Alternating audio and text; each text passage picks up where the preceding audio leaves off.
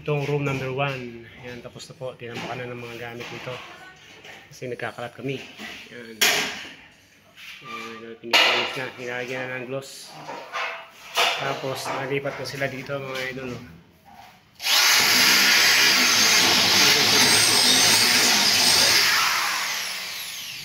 Tapos, dito po ako nagpipintura sa isang kwarto mga idol. Kaya dinodublehan ko siya ng flat. Yan. Para magandang pantay siya. Yan mga idol.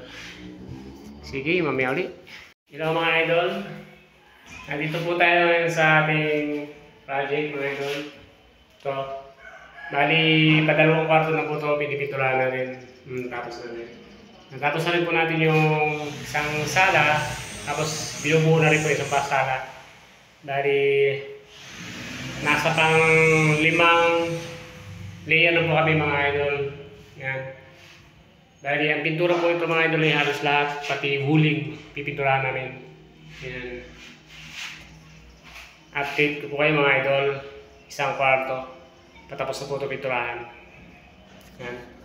Let's go. Pakita ko sa inyo ang iba namin nagawa mga idol. Thank you.